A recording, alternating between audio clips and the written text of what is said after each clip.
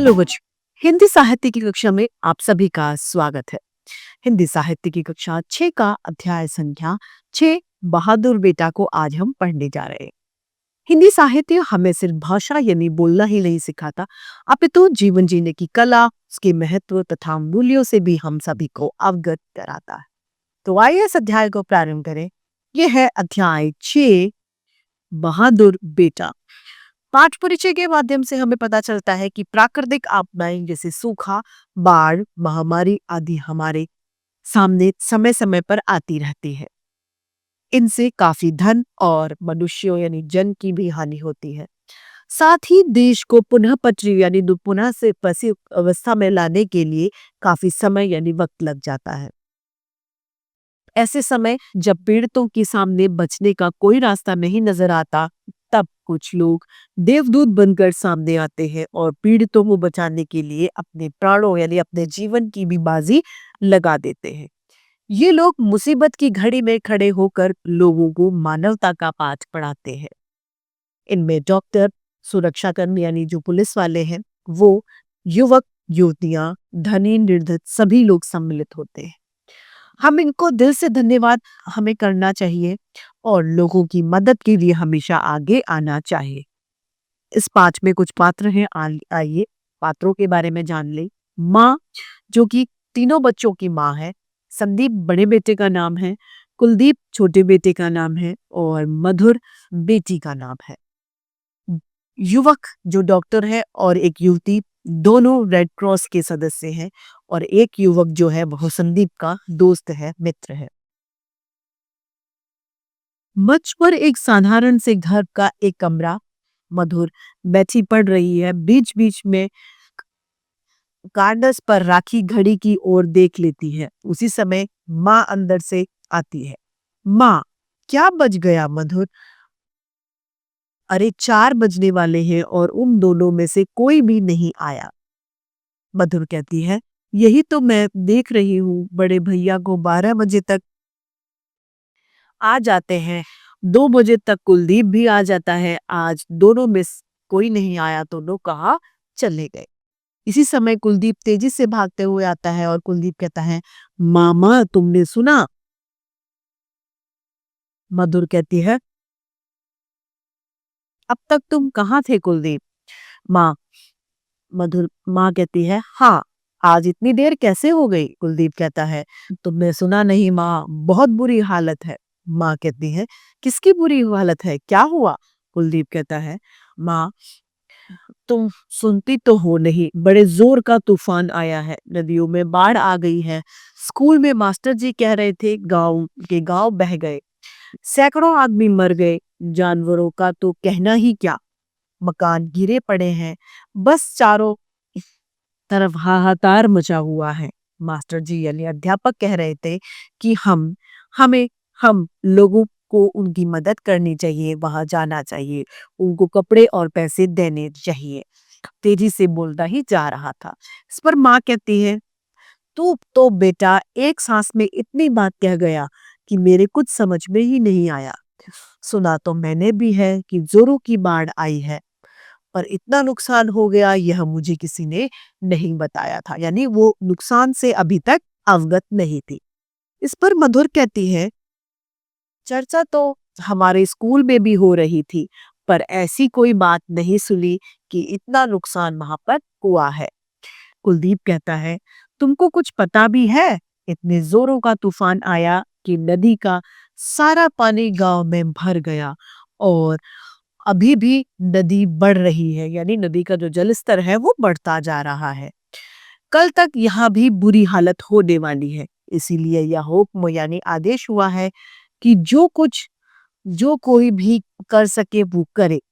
जो युवक है और स्वस्थ है वे वहां जाकर लोगों को बचाने का काम करे। जो धनी है यानी जो पैसे वाले हैं वो पैसे दे, जिनके पास अनाज है वो अनाज दे, जिनके पास कपड़े हैं वो कपड़े दे। यानी जिसके पास जो चीज की मदद उपलब्ध है वो चाहे वो मदद कर सकता है। माँ कहती है, हाँ हाँ, यह तो होना ही चाहिए। मेरे पास पैसा तो नहीं, लेकिन जो कुछ हो सकता है वह जरूर करूंगी। कहाँ भेजना होगा पैसा? कुलदीप बोला, वह तो लेने वाले यही आएंगे, लेकिन मैं भी जा रहा हूँ। मधुर और माँ कहती है, तू कहाँ जा रहा है? कुलदीप बोला, लोगों को बचाने के लिए। माँ हंसकर बोली, तेरा तेरे विचार बहुत अच्छे हैं, लेकिन तू इतना छोटा है कि उनको क्या बचाएगा? खुद वे लोग तुझको ही बचाएंगे और परेशानी में पड़ जाएंगे। मधुर बोले, काम करने को तो यहाँ भी बहुत है, चाहो तो तुम घर घर जाकर चंदा इकट्ठा कर सकते हो, यानी वो भी एक तरीके की मदद ही होगी। कुलदीप बोला, वह तुम करना, मैं छोटा हूं तो क्या, मैं भी बहुत कुछ कर सकता हूँ। माँ बोली, अच्छा पहले तू रोटी खा ले। और हाँ संदीप अभी तक क्यों नहीं आया? वह भी। मधुर बोली, हाँ माँ, वह जरूर चले गए होंगे। वह दिन रात इसी तरह की बातें किया करते हैं। मैं कुछ करना चाहता हूँ। मेरे पिता और चाचा ने आजादी की लड़ाई लड़ी थी। मेरे देश के हजारों लोगों ने अपने प्राण दिए थे, अपना सब कुछ लुटा दिया था। अब मुझे भी कुछ करना चाहिए, मुझे भी अपने देश की सेवा करनी है। यानी वो बच्ची बताती है कि भैया ऐसी बातें करते रहते थे, हो सकता है माँ वह चले गए। सहसा यानी एकदम से वहां पर एक युवक का प्रवेश होता है। युवक कहता है, संदीप का घर यही है? सब कहते हैं एक साथ, हाँ। युवक बोला, मैं यह बताने आया हूँ कि संदीप बाढ़ पीड़ित के लोगों की सहायता करने के लिए चला गया है। माँ घबरा कर कहती है, क्या? मधुर बोला, तो भैया मधुर बोली, तो भैया ही चले गए? युवक बोला, लेकिन आप कोई चिंता न कीजिए। तेजी से कहकर लौटता है, चला जाता है। माँ कहती है, सुनो तो बेटा, सुनो कितनी देर हो गई उसे गए। युवक कहता है, वह तो सुबह ही चले गए थे, लेकिन मैं आपको जल्दी खबर नहीं दे सका। और वापस तेजी से चला जाता है। मधुर कहती है, मैं जाती हूँ। यह सब सुनकर वह रुक ही नहीं सकते थे। कुलदीप कहता है, लेकिन मुझे तो रुकना पड़ेगा, बहुत बुरे हैं, सब कामों में वही आगे रहते हैं। यानी एक भाई चला गया तो दूसरे को घर पे माँ और बहन के साथ रुकना पड़ेगा। माँ हंसकर कहती है, वह बड़ा जो है, मुझे खुशी है कि वह ऐसा है, बिल्कुल अपने पिता पर यानी अपने पापा पर गया है। जिंदगी भर वे भी यही करते रहे, कभी चैन से यानी कभी आराम से वो नहीं बैठे, लोगों की सेवा में ही लगे रहे। मधुर कहता है, और अब भैया भी नहीं बैठेंगे, अच्छा ही है, पिताजी का काम कोई तो करे। सहसा माँ रुक जाती है। माँ तब ऐसे जैसे ध्यानस्थ से हो गई हो और धीरे से बोल रही है। माँ कहती है, हे भगवान, यह सब क्या हो रहा है? कब तक दूर होंगी ये परेशानियां? जितना बलिदान चाहता है तू, कितना बलिदान चाहता है तू, हे भगवान, तू मेरी बच्चे की रक्षा करना, वह खूब सेवा करे। पर मधुर कहती है, माँ को झकझोर देती है, हिलाती है, कहती है, माँ, माँ, तुम कहाँ खो गई हो? यह सोचने लगी, हमें कुछ करना चाहिए। चलो हम दोनों घर घर से अनाज यानी धान गेहूं इकट्ठा करते हैं। और हाँ, बाढ़ पीड़ितों के लिए खाने की भी तो जरूरत होती है। कुलदीप बोला, खाना, कपड़ा, मकान, सभी चीजों की जरूरत होती है। मास्टर जी कहते थे कि सरकार इंतजाम कर रही है, कैंप लगवा रही है। माँ, मैं जाता हूँ। स्कूल में स्वयंसेवकों की जरूरत है। मैं कैंप में जाकर तो काम कर ही सकता हूँ। माँ बोली, हाँ क्यों नहीं कर सकता, तू भी जा, लेकिन एक बात का ध्यान रखना, नदी के पास में मत जाना। कुलदीप कहता है, मैं नदी के पास क्यों जाऊंगा, वह तो खुद ही हमारे पास आ गई है। हंसकर कहता है, अच्छा मैं चला। माँ कहती है, लेकिन खाना तो खाता जा। कुलदीप बोला, नहीं नहीं, देर हो जाएगी, वहीं पे मैं कुछ खा लूंगा। तेजी से चला जाता है। बाहर शोर उठता है। माँ खिड़की से झांकती है। मधुर कहती है, देखो देखो माँ, कितने लोग इधर ही चले आ रहे हैं। और वह देखो, ट्रक भी आ रहे हैं। ऐसा लगता है ये बाढ़ पीड़ित लोगों से लोगों को निकाल कर ला रहा है। क्यों माँ, एक परिवार को हम भी अपने घर में रख सकते हैं। माँ बोली, क्या ही अच्छा हो यदि सभी ऐसा कर सके, फिर भी बहुत सारी समस्याएं यूं ही खत्म हो जाए। पता नहीं सरकार क्या करेगी, लेकिन मुझे खुशी है कि मेरे दोनों बेटे सेवा कार्य में लगे हैं। भगवान जी उनकी रक्षा करें। यानी माँ को अपने बेटों पे गर्व हो रहा है कि जज सेवा उसके बेटे कर रहे हैं। मधुर कहती है, जो दूसरों की रक्षा करते हैं भगवान उनकी रक्षा स्वयं यानी खुद करते हैं। माँ बोली, हाँ करते तो हैं। सहसा यानी एकदम से माँ फिर ध्यान से हो गई, यानी वो विचारों में खो गई और वहीं बैठ जाती है। मधुर उसे फिर झकझोरना चाहती है, लेकिन सहसा एकदम से वो रुक जाती है। जिससे दूर कहीं से संगीत का मधुर धुन उठता है, स्वर उठता है। वह चारों ओर देखती है। तभी एक युवती वहां आ जाती है। उसकी वस्त्रों पर रेड क्रॉस का चिन्ह लगा हुआ होता है। युवती कहती है, क्या संदीप का मकान यही है? मधुर बोली, जी। माँ आंखें खोलकर, संदीप कहाँ है? संदीप कैसा है वह? युवती कहती है, शायद आप उसकी माँ है, चिंता न कीजिए, कोई विशेष खास बात नहीं है। मधुर बोली, लेकिन आप कौन है? युवती बोली, मैं रेड क्रॉस की सदस्य हूँ। बाहर मेरे बहुत से साथी हैं। हम लोग सब बाढ़ पीड़ितों की सहायता करने के लिए गए हुए थे। आपके पुत्र संदीप ने वहां बहुत काम किया। अपने प्राणों की चिंता किए बिना उन्होंने सड़कों सैकड़ों लोगों को बचाया। उनका साहस देखकर हम लोग दंग रह गए। हमारे हमारे मना करने पर भी उन्होंने जरा भी आराम नहीं किया। लेकिन अचानक, माँ मधुर और एक साथ बोलने, अचानक क्या हुआ? बोलती क्यों नहीं? उसे क्या हुआ? वो घबरा गए। युवती बोली, आप घबराइए नहीं, मैं बता रही हूँ। लोगों को बचाते बचाते उनकी नाव पलट गई। उन्हें तैरना आता था। उन्होंने वहां भी लोगों की मदद करी, लेकिन सबको दूसरी नाव में नहीं चढ़ा दिया। तब तक वह नदी में नहीं चढ़े और चढ़ने लगे तब सहसा पानी बढ़ गया और जोर का रेला आया और वो बह गए। क्या हुआ? वो बह गई। माँ चीख कर कहती है, हाय राम।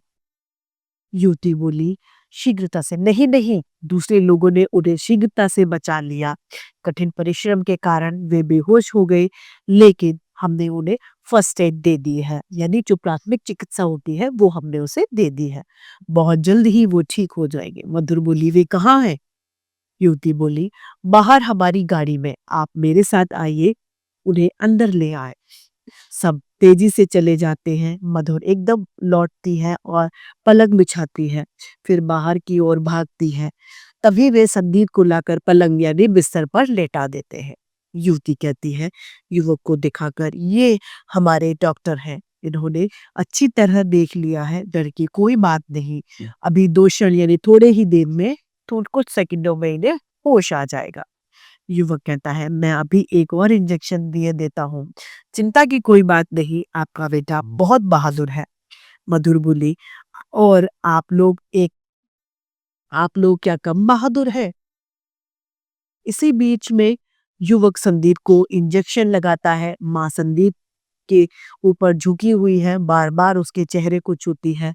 मधुर कभी भैया की ओर देखती है, कभी रेड क्रॉस के सदस्यों के बैच को देखती है। तभी कुलदीप भागा हुआ वहां से आता है। कुलदीप कहता है, माँ माँ, मैंने सुना है। एकदम देखता है, अरे ये तो भैया आ गए, क्या हुआ इन्हें? और ये कौन है? मधुर बोली, बाढ़ पीड़ितों को बचाते बचाते भैया स्वयं यानी खुद ही नदी में गिर गए थे। इन लोगों ने उन्हें बचाया। थक गए थे तो और कोई बात नहीं। युवक कहता है, बस इन्हें होश आ रहा है, लेकिन आप लोग इनसे ज्यादा बातें मत करना। शाम तक चुपचाप पड़े रहने दीजिएगा, रात को मैं आकर इन्हें देख लूंगा। माँ कहती है, भगवान, इस दुनिया में कितने अच्छे लोग हैं। संदीप कहता है आंखें खोलकर, मैं कहाँ हूँ? संदीप क्या कहता है कि मैं कहाँ हूँ? कुलदीप कहता है, युवक कहता है, अपने घर हो। यह तुम्हारी माँ है, बहन है, भाई है और तुम्हारे साथी है। संदीप कहता है, ओह, तुम हो डॉक्टर। मुझे इतना याद है कि जैसे मैं डूब गया, फिर कोई अंतरिक्ष में से आकर बचा रहा था, वो तुम थे। युवती बोली, संदीप बाबू आप बोलिए नहीं, 1-2 दिन आप आराम कीजिए, रेस्ट करिए।